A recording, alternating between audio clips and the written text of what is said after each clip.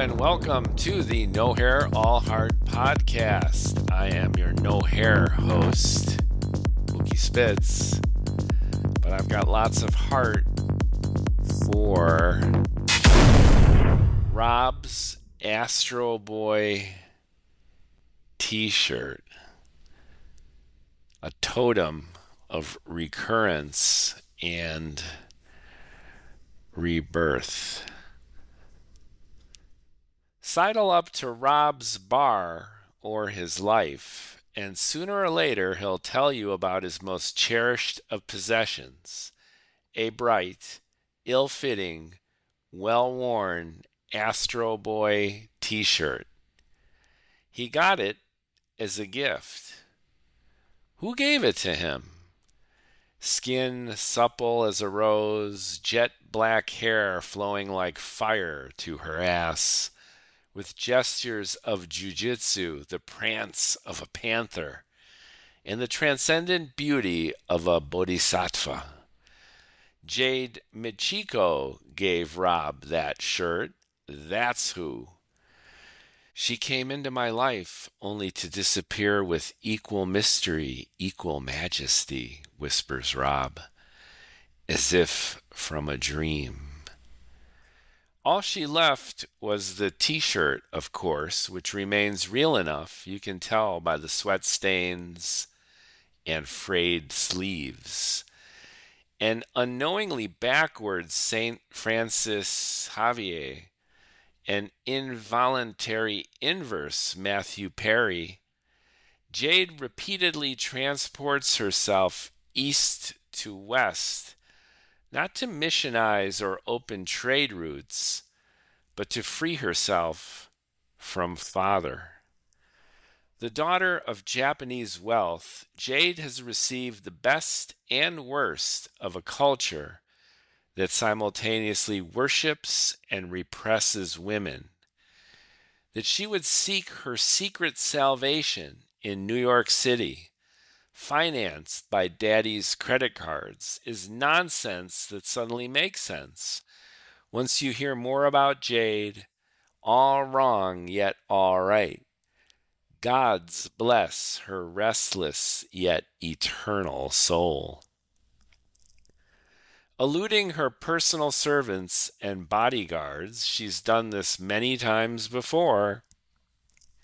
Jade hopscotches through Asia, the Middle East, Europe, across the Atlantic to NYC, the unlikely kami of her bizarre Shinto pilgrimage of sapphic self-discovery.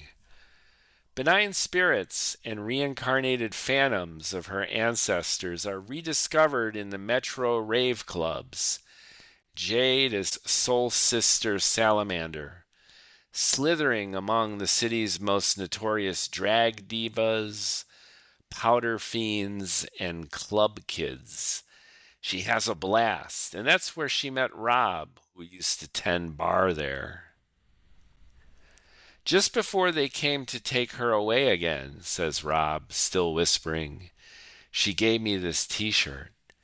I saw them physically remove her. I'll never forget her screams raging above the sound system. Jade and her father had a gentleman's agreement, if you will, an open-door policy culminating in only 21 minor demands, all having to do with absolute obedience, of course, daughter to father. She's wild, young, exposed to the world and wanting it all. How could she succumb to the discipline of samurai and shogun, she of the age of Aquarius and ecstasy? But they come for her, and they find her. Always. Rob first noticed the phalanx of Japanese businessmen, an island of corporate conventionality and multicellular organization amid the frenzied Dionysian rave. Jade, dancing in a spandex jumpsuit covered in azaleas, resplendent in a chrysanthemum headdress and holding a lily, ignored Rob's frantic waves from the bar. Her resistance was much like her running away, a show, a calling out, a way of holding on to the best, knowing all along how it must feed off the worst. Cyclical recurrence of slavery and freedom. 2 weeks, a month, 3 years later, she flees again.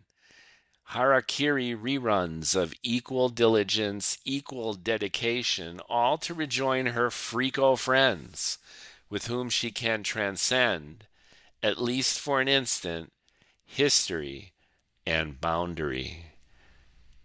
Hanging onto that t-shirt, Astro Boy Rob seeks his own escape, symbolized in that slowly rotting fabric. Deep down in his heart, Rob knows she'll be back. And that time, perhaps, she'll stay.